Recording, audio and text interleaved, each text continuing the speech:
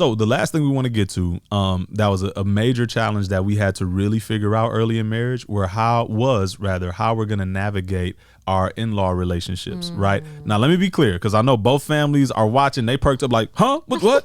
No, that's not it. Relax, guys. It's all good. What I mean by that is we're fortunate that we love each other's family. Yeah, like for real. Like, but we also worked for it. Let's be clear. We worked for it. Like, we worked for it, and we love them. Every individual comes from somewhere, be it a pack of wolves or the most, supportive tribe. You know what I'm saying? Like, with that, when you're joining lives with someone, that context is very important, and it's a conscious decision of, what are we creating? I came from somewhere. You came from somewhere. So there are no assumptions here. You know what I'm saying? Yeah. What do holidays look like for you? What do we want them to look like for us? Yeah. Even to this day, 10 years in the game, we go home for Christmas every year. And we done been different states and all that. The only time I think we didn't go because I had Jada in November. Well, yeah, but they came to us for Thanksgiving. Did we go? We didn't go home with no 2 month old. No. Well, 1 month old. She was too young. So with us, the in-law situation, like I said, fortunately, we don't have, these stories of like, I can't stand your mama. She like, hate your damn daddy. Like, no, we don't. Luckily, we don't deal with that. You be bleeping out the wrong words. Don't worry about the bleeps, all right? Y'all they get it, okay? Don't worry about the bleep, okay? Don't nobody care. Don't nobody care. He gonna say MF and he gonna bleep out the mother part. And I be messing that up. I do be messing that up. You know why though, sidebar, bro? Cussing is fun, bro. I get it. The church, man, I get all that, bro. But it's just words, all right? Thank you, bro. My bro in the back, like, yes, they're just words, okay? Yes, the Bible say don't let vile language come out your mouth, but that's to curse a person. I'm not cursing a person. It makes the punchlines better. That's all. Let's also clearly define the cursing part of like speaking death into someone's life. That's what I'm saying. As opposed to like a joke, our vernacular, a word that English, means ship high in transit. Just like, come on, bro. So like there are differences, but nonetheless, you still be bleeping. I be out the bleeping because I ain't trying to offend. Okay. You know what I'm saying? But y'all don't care. Okay, anyway, back to it. Okay. But yeah, man. So luckily, we don't have these issues where we don't get along with our in-laws. Where the problems came though was that my wife's family, and I done told you I love y'all because I know y'all watching. Y'all know what it is. Y'all know it's all love. This is the closest family I have ever met in my life. They my friends. In all my days, I have never I'm talking about, it's so amazing, y'all. My wife's side of the family, they have an annual family reunion. They going like, is it 80 years now? Like 80 years strong, consistent, have never missed a year. That's unheard of. Now I know families out there. This can't be the 80th, but like it's 75 or something. It's something like that. I know it's families out there who be like the 58th annual, but y'all miss 6-7 years in there. Y'all just be coming up with years. Y'all make stuff up. No, we ain't missed a one. This tribe, them Elmores, they have not missed a year and going on 80 years. Okay, so here's what happened. Right, for me, when we got together, they're so close and they so connected and they so tight that I got intimidated. Right, and my thing was just like, yo. Wait, my family is just kind of us five. Don't do that. You know what I'm saying? Like I ain't never been to a family reunion, right? Not in the Kirkland family. We ain't, we haven't gotten down. And I have my cousins and we're all pretty close. But we just there wasn't. Memory. Can I say this real quick? Sure. So given that context, right? We got an annual reunion. We go every year. We only miss if like catastrophe or something. Right. You have to have a newborn child yesterday to not go to this reunion. So we and I'm also missing this year. So it's made now. I'm not going. But you know how deep it is? She's missing. I might take the kids by myself. I might take Joy and Jada. That's how deep the reunion is, bro. And me and little baby. We literally talking. I'm like, I could take the girls. I want them to see their cousins and hang out. You know what I'm saying? 10 years ago, I would have welcomed it like, no, we ain't going to that reunion. Now I'm like, well, I kind of want to go, But let me tell you, this is how so I have this rich family. And then like my core family, me, my dad, my mom, my brother and his wife at the time. No one had children. So it was just like the five of us. We rock hard. So, and then he had his family. But like outside of that, there was nothing else. He had his, he has family. Yeah. And so my point in this dating journey, let's go back to before engagement. When I was considering going down to Houston, I was considering having a job in DC. And so I was going to a job interview in DC. Oh, also, wow. The Elmores run deep. So my cousin, who is a colonel now, she's in the military. She was stationed over there. I was like, cuz, I'm coming for an interview. I'm going to come see you. But her job was like right next door in walking distance from his grandmother, his aunt, and his uncle, and his little cousin at the time. I said, I'm going to see your grandma. He only had one, living grandparent, and like family was important. So here I am, the girlfriend. We've been together a couple of years, but I was like, I'm going to see your grandma. At this time, like, I am mortified that my little bitty self actually did that, but it made sense at that time. Like, I wanted to meet his family. And she pulled up on him. And I sure did. And she met my little cousin. They were just as confused. My uncle, my auntie, my grandma. I'm like, hey, I'm going to give you my girlfriend number. She want to come through. My uncle was like, okay. That's fine, I guess. I went. And they left, and they were all, they were great. They were great. They were impressed. They were just like, yeah, Josh know how to make it happen. He found a good one. He going to be all right. She know what she doing. But I think that speaks to how important family is for my wife, right? And that was such a normal move. But like, even in friendship, like, yes, we were dating and like all of that. But even if like my best friend's grandma was somewhere and I was going locally, I'd be like, I'm pulling up on grandma, Yeah, so it sounds psychotic, but y'all please give me credit. It's not psychotic. Okay. It's a value. Yeah. It's a value of what you hold dear. I'm marrying this man. Yeah. I would love to meet your but he grandmother. was just my boyfriend at that time. But still, we knew we were headed. Mindset wise, I want to meet your need grandma. to meet that grandma. Yeah, no doubt. But I had never considered it, right? Like literally before we got married, bro, I still kind of hold to this mindset today, low key.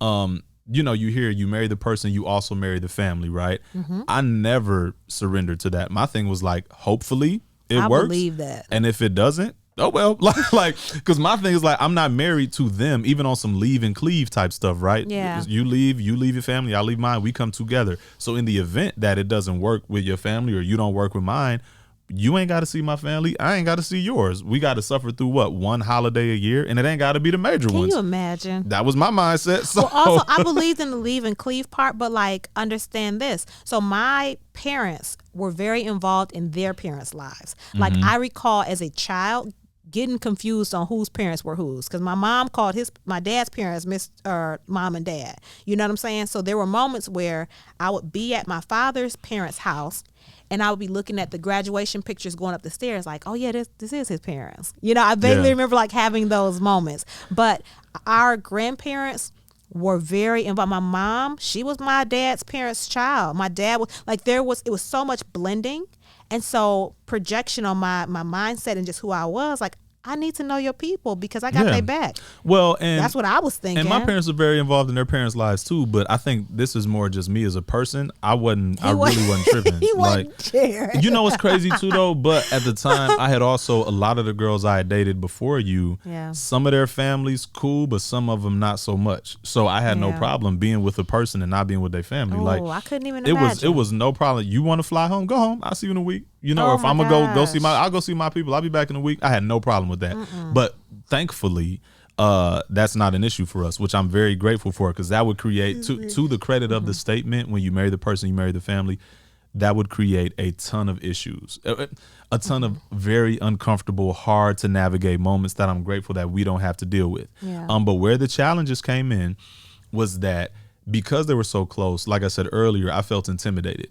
And in that intimidation, it was like, well, wait, my family doesn't do all that stuff, and I'm not about to be sucked into this other family because, and this is what it always came down to, I want to build a similar legacy, right? I wanted, my dream at the time was to build a legacy where my kids were doing their own family reunions every single year and meeting together and doing this and doing that. That was a dream that I had long before we met. So I saw this big juggernaut, like this established juggernaut. I'm like, well, how am I going to build mine if all of the energy has to go to theirs? Like, no, that ain't going to work. So then we start getting these back and forths where I didn't have the ability at the time to articulate fear or to articulate speaking through pain or speaking through trauma or speaking through fear. I didn't have that ability at the time. So it just came out as like anger toward this thing. It just came out, well, when we have kids, we not finna be with your family like that because it needs to be balanced. It got to be fair. I ain't saying we ain't going to see him, but it got to be fair, right? What I was hearing from him which was so crazy. You have to pull back to accommodate what we don't already do. Right. And I was saying we can do both. I don't want to have to remove myself from what I love so much about my family to accommodate the fact that you all may not function the same way. So then I got very intentional about well, let's be family over here. And listen, and we had so many, and listen, it was so, and the thing is, it was so hard. And every time we would drive home from New York, right? We would drive home. We would spend 3-4 hours talking about how we gonna be at home, right? Whose house we gonna go to, and how much time we gonna spend, and how we gonna do this, how we gonna do that. And what that looks like. And what it looks like. And the thing was, my irritation came because I'm like, bro, we do your family all day, every day. There's the reunion. Somebody's gonna get married. There's gonna be a big event. We're always there. I only see my family when I go home. So can we give a little more time? You know what I mean? So we would have these things, but then I would feel bad. I would legitimately also feel like an a-hole for being like, let's be over, like, nah, but I want to see them. I have a great time with the, like, we be over there hanging out. We be partying. We be having a good time. Like, I want to be there too, though. Yeah. So it was always this conflict. Yeah. But the undergird of that was a fear on my side. And a pain that didn't necessarily come from my family at all, but that's another conversation for another day. But that's where a lot of that was birthed from, right? So we would have these back and forths, and it would be so hard to navigate until recent. I would say maybe 3-4 years ago, we finally kind of got it together. You think? It's an ongoing. It's always, everything is ongoing, but I do feel. I think you had so much masculinity in your household. Like, there are 3 boys. That's right. And the daddy, and it was the mom to be the queen in femininity. So like, by the time I have a sister-in-law, his and older my mother brother's was married, now. Let me be clear. Is. My mother, she a Georgia peach from Dublin, Georgia. Okay, lived in Atlanta. Collier Heights. But she Spelman College, Juilliard, opera singer. I'm a brag on my mama now. Prior to me and my sister-in-law coming in the mix, she was holding it down on her own. So like, what it looked like to be tender or to do all this, like, it looked different. But I'm going to shout out you and Ava, our sister-in-law. I'm going to shout out you and Ava because y'all we had to find our space. But y'all brought us closer, because we didn't. I'm telling you, before Josh and before Ava, we did not, like, it's me and my brothers, bro. So we'll watch basketball, watch a little football, and then just kind of go our separate ways, do what we do. But once we added a couple more ladies to the fold, Mom had backup. I got a tip. Mom had backup, and it's like Josh was right, and Ava. All the women, Josh, Ava, my mother, like, no, we can build and do stuff. And me and my brothers, like, yeah, we'll see, and it worked, So that's why I would say a few years ago, those fences started to mend, and it started to get a little easier because it's like, oh, okay, we gonna go on a little. And usually, I'm gonna talk about you a little bit. Jocelyn and my dad, bro, they have the greatest. I know you watching. I had to get through to this one. Now he was she had a to tough get through nugget. to him, dog. They had the most interesting, the funniest relationship. She makes us do so many things that irritates him so much. Tell you. But wait. Okay. But at the end of it, he loves it every time. Absolutely loves it. He don't say he's it, smiling but we know you right love now. it, Dad. We know you love it. So to the point of earlier in our friendship, before relationship, all of that, when I would go over to a friend's house, male or female, your family is family. Your daddy, your grandma, that's my dad. Hey, Ma, what's up? Like, that's what friendship is and was to me. So I was still in friendship mode with him genuinely before the crush started getting the best of me. So I'd go over to his house. His daddy had his chair. He'd be watching TV. His mama would be doing, whatever she does around the house. I would greet them. Daddy really wasn't giving me no play, but also, you're gonna love me. Like, you don't have a choice. So the fact that you didn't get excited to see me, I got you. So he'd be in his chair, watch his show. I know he was focusing. Hey, how you doing? Come here, give me a hug. So I would hop on his lap and I would give him a hug and I would be snuggling up on his face. He was so uncomfortable because this man is a coach, a science teacher. He is alpha male to the core. The definition the of daddy masculinity. Of 3 definition of leadership and tough. Yeah. And nobody is doing him like that. I violated all social cues and rules. And at the time, me and my brother, we'd be like, what is she doing, bro? And I wasn't even a girlfriend yet. We'd be like, dog. Hey, Mr. Kirkland. I was all on him. And so at first, I think he was genuinely shocked. Like, why is this girl touching me? Like she doing too much. But then he started looking forward to it. He'd hear me at the door. Did. And I could see him looking out his peripheral, waiting for it. And I'd be talking to the mom or being there. Here he is like this, like, no, get out of here. So come look. give me some hugs. So now we fast forward to where we really do stuff. And Jocelyn made us go do this big photo shoot for my parents' anniversary a couple years ago, which was great. And Ava was part of that too. Yeah, Jocelyn, Ava, yep. Mm-hmm. The ladies had, the fellas like, we doing what?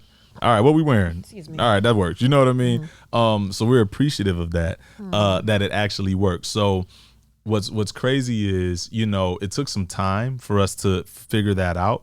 But we did, but I want to highlight something else that I meant to mention earlier too, is another story that was hard early in our marriage, and it relates to our families and the in-laws, right? Part of the reason why I had some trepidation as it related to really diving in was because something that was really important to me, especially at that time, was being prioritized, right? As a husband, as a man, as a person, take all that stuff away, as a human, right? I'm the youngest in my family, and just by nature of being the youngest, sometimes things are gonna happen, right? And that's no condemnation or no slight on anyone, because I think my parents, my uncles and everybody did a great job with all of us as kids. Everybody did fantastic. But there are things that naturally happen. I'm too young to go with them, right? So when it's like, they going to see this movie, yo, can I come? No, you too small. No, get on somewhere. Okay, you know what I'm saying? Oh, I want to go. Can I go? No, man. Hey, no, get on somewhere. So I heard that a lot. The little guy, right? So that landed on me a certain way. All right, thank you, boo. But it landed a certain way, right? To where, again, 10 years ago, I didn't have the ability to articulate it as well as I can now. But there was some pain there, and what I made up in my mind, I did have the ability to know this about myself. Whoever I land with, I need to be like priority number one, because she is going to be priority number one for me, in every way, both the macro ways and the micro ways, if you will. So something that would happen early in our marriage, like what? So my wife is very close to her mother, and is very close to her sister-in-law, like very close. Like these, I'm talking about, these best friend. Like her people are close, right? Yeah. I come in the house from a long day of work. You know what I mean? At the time, we were still in Houston when we first got married, and I'm working. It's hot. The air went out in my car, bro. Houston traffic in this 100-degree heat. I'm coming in hot, mad, angry. You know what I'm saying? Excited to see my wife and just be together. And I come in, she be on the phone with her mom, just talking, and having a good time. New York too. I think I was still doing New York too. Just talking, having a good time for hours. For hours, right? Just kicking it. And I'm just like, while I was cooking and cleaning, I'm like, too, hello, you know what I'm saying? Yeah, like I love to be greeted a little bit, and it's not on no control stuff, because the way I process and do life, if I'm on the phone, hey, let me call you right back, bro. As soon as my wife walked in, walked in. You know what I'm saying? So let me hit you back, because I'm gonna talk to my wife, right? Yeah. And I desired that in return. And I missed it. And like early on, she had missed that whole thing. You know what I'm saying? Or what would even be worse, bro? Now I'm gonna really talk about you, but I love you. What would even be worse? Sometimes we'd be in the middle of a deep conversation. We'd be talking about something good. And this I'm sorry for. It's okay. We'd be talking about something good, and let that phone ring, and it's Ma or Tasha or let it be like one of the tops. She was picking that phone up, and she was gonna go talk for about an hour. Well, but clearly we talk. So we talk all the time. So when my phone would ring, I'm in my mind, and not to justify it, but just telling you what I was thinking. If we're talking, we're always talking. It's always deep. It's always good. Oh, hold on one second, babe. And then I will answer the phone, and then I'm just off onto the, and he's livid. Like, well, because I would just be like, bro, like we were having a conversation. You know what I mean? Like, can you call them back? You know what I mean? Right. And but again, it rubbed up against that pain from before. It rubbed up against those hurts of not being a priority, or not feeling like a priority in those kind of moments, right? So that was something we navigated through, but we got through that pretty quick. And then the request, I think, for all of the things, the situations that we've named, we've talked about more valleys than we have mountains in this point. But with all those conversations, it always led to us getting to a place in conversation to discover, okay, what is the request? What, like, it's one thing to complain or identify or do all this, but like, what are you asking of me?